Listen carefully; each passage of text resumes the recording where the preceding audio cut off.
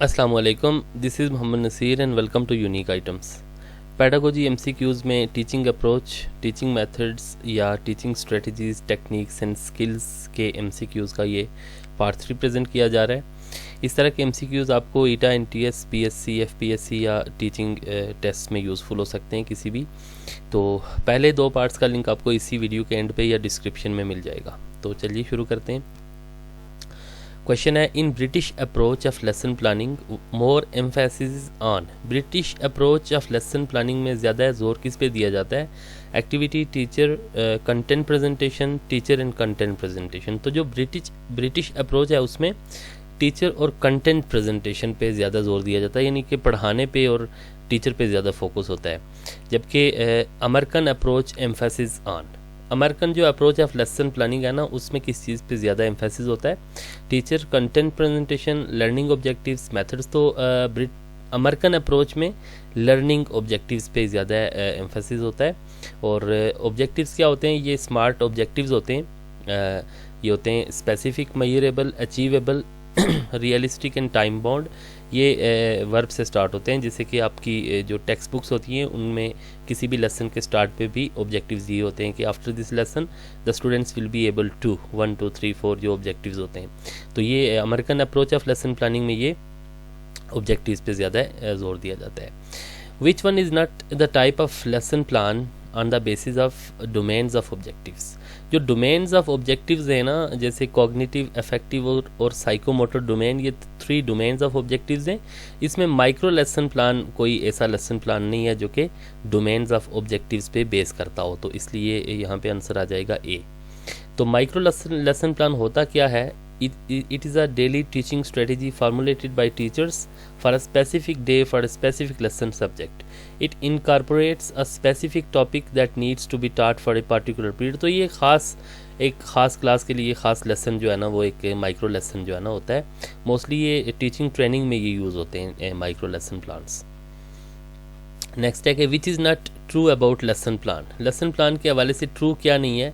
It develops confidence, it helps in orderly delivery of content, it is developed by students, it saves from haphazard teaching। तो ये देखें, confidence भी आता है lesson planning से, और ऑर्डरली डिलीवरी भी होती है कंटेंट की, और जो है ना हैफाजर्ड टीचिंग भी नहीं होती, इसमें बेहतर टीचिंग होती है। तो ये it is develop bye students, ये इसमें गलत है लेसन प्लान के हवाले से, तो ये स्टूडेंट्स डिवेल्प नहीं करते। सी आंसर होगा। विच is not the objective of drama और रोल प्ले। ड्रामा या रोल प्ले का ऑब्जेक्टिव इसमें क्या नहीं है? ये देखें ना, ड्रामा और रोल प्ले ये एक टीचिंग टेक्निक है, और इसमें रिक्रिएशन एंड एन्जॉयमेंट होती है, डेवलपमेंट ऑफ सोशल स्किल्स होती है, development of skill of conversation होती है, डू मेक रिहर्सल। इसका मतलब ये होता है कि रिहर्सल करें। देखें, ये बाकी सारी चीज़ें इसमें होती हैं, एन्जॉयमेंट होती है, सोशल स्किल्स डेवलप होती हैं, और कन्वर्सेशन स्किल डेवलप होती है, लेकिन इसमें रिहर्सल करना इसका पर्पज़ कोई नहीं होता। तो इसमें डी आ जाएगा, ऑब्जेक्टिव इसका ये नहीं होता। तो रोल प्लेइंग बेसिकली क्या होता है? Is the changing of one's behaviour to assume a role, इधर unconsciously to fill a social role और consciously to act out an adopted role. जैसे बच्चों से आप उनको रोल प्ले दे दें कि वो डॉक्टर बन के रिएक्ट करें, या टीचर बन जाएं, या कुछ भी और प्रोफेशन अपना के, तो ये रोल प्ले डायलॉग वगैरह वो करते रहें, तो इससे जो वो लर्निंग होती है, ये रोल प्ले एक टेक्निक है। ड्रामा और role play is useful for teaching. ये किस तरह के सब्जेक्ट को टीच करने के लिए ड्रामा या रोल प्ले ज़्यादा यूज़ होते हैं? History, science, math, language. तो मोस्टली ये है कि ये हिस्ट्री को टीच करने में ज़्यादा इनका किरदार होता है। The main type of teleconferencing identified are. Teleconferencing की कितनी टाइप्स होती हैं? टेली कॉन्फ्रेंसिंग की मोस्टली 3 टाइप्स यूज़ होती हैं। और इसका मतलब क्या है टेली कॉन्फ्रेंसिंग का? It means meeting through a telecommunication medium. It is a generic term for linking people between 2 or more locations by electronics। देखें ना, ये इलेक्ट्रॉनिक्स के ज़रिए लोगों को आपस में लिंक करना और उनकी मीटिंग करवाना थ्रू अ मीडिया। ये 3 तरह की टाइप्स होती हैं। ऑडियो, जिसमें सिर्फ ऑडियो आवाज़ आए, ऑडियोग्राफिक, जिसमें ऑडियो के साथ साथ क्या आए कि वीडियो भी आए, और वीडियो कॉन्फ्रेंसिंग। तो ये देखें, ये तीन तरह की ये होती हैं। Audiographic is a form of teleconference which involves both the establishment of an audio link and a visual link. तो ये होती है। Which is not the type of teleconferencing. इसमें से जो टाइप नहीं है ना, audio, video TV teleconferencing, computer teleconferencing. देखें टीवी टेलीकॉन्फ्रेंसिंग जो है ना, तो ये कोई टाइप नहीं होती, बाकी सारी ये टाइप्स होती हैं टेलीकॉन्फ्रेंसिंग की। Which one is accountable in cooperative learning? Cooperative learning में जवाबदेह कौन होता है? Individual, group, both A and B, none of A and B. अब देखें जो कोऑपरेटिव लर्निंग में मिलजुल के जब पढ़ रहे होते हैं ना, उसमें इंडिविजुअल और ग्रुप सारे को उसमें अकाउंटेबल होते हैं, जवाबदेह होते हैं। कोऑपरेटिव लर्निंग होता क्या है बेसिकली?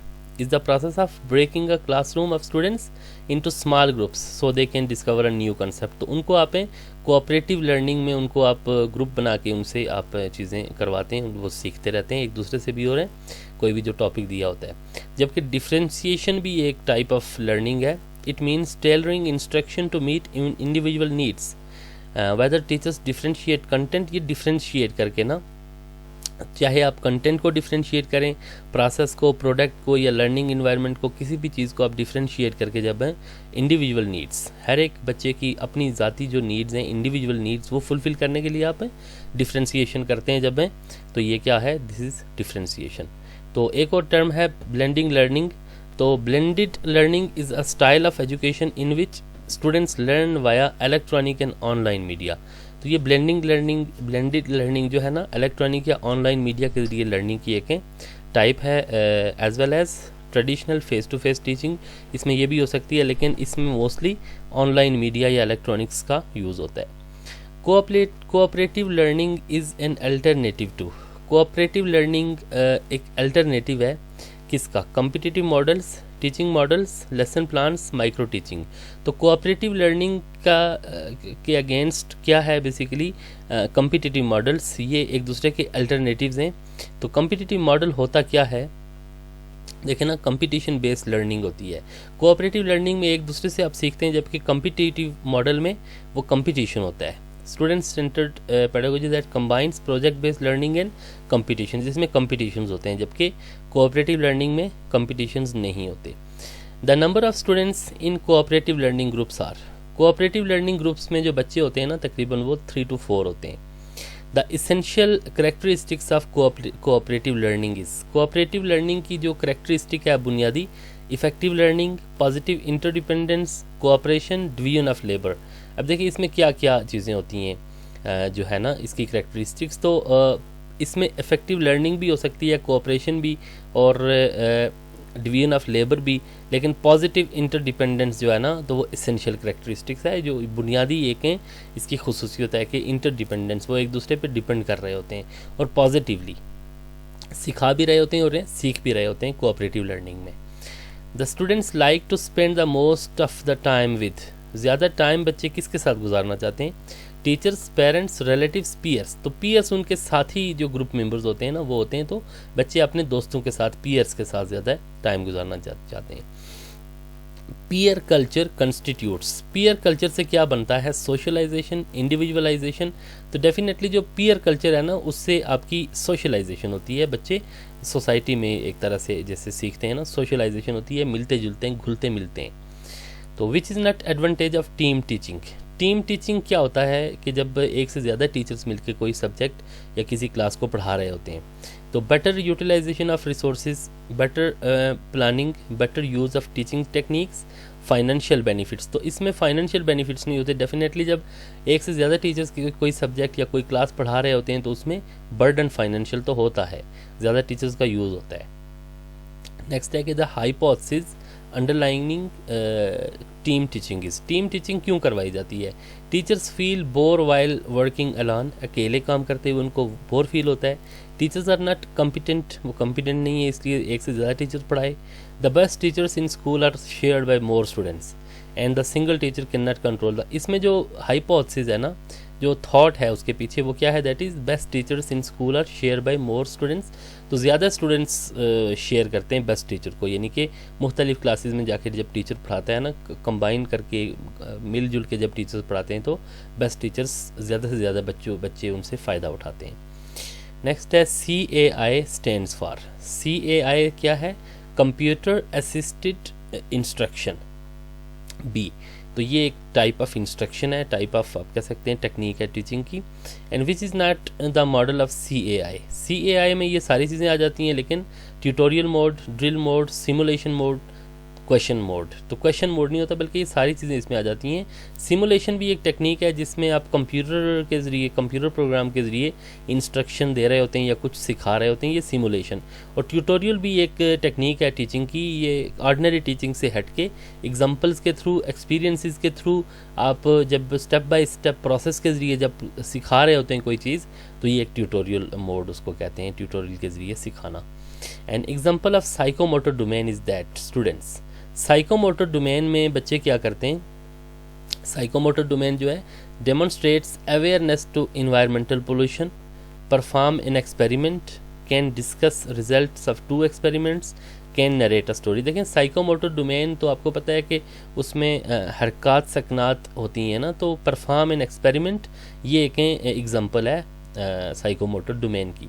और example of cognitive domain is, cognitive आपको पता है थॉट प्रोसेस है, माइंड से रिलेटेड है, तो describe a topic, develop an x-ray film, type a letter, take responsibility for tools. तो इसमें देखें क्या है कि डिस्क्राइब अ टॉपिक, क्यों, क्योंकि कॉग्निटिव डोमेन तो है ही थॉट से रिलेटेड, माइंड से रिलेटेड, तो ये इसमें जो है ना सूट करती है ये एग्जांपल, डिस्क्राइब अ टॉपिक। बाकी देखें ना, डिवेलप करना ये एक्सपीरियंस से रिलेटेड, ये क्या है, ये आपके साइकोमोटर डोमेन से रिलेटेड है। तो होपफुली ये लेक्चर आपको पसंद आया होगा। ये थे teaching strategies, techniques and skills और मेथड्स और टीचिंग अप्रोच के MCQs। पहले पार्ट्स का लिंक आपको राइट साइड पे नज़र आ रहा होगा। बहुत शुक्रिया देखने के लिए। इस तरह की मज़ीद वीडियोज़ के लिए यूनिक आइटम्स के साथ जुड़े रहें। फिर आपसे बहुत जल्द किसी नई वीडियो में मुलाकात होगी। तब तक के लिए अपना ख्याल रखें और इस चैनल का भी। अल्लाह हाफिज़।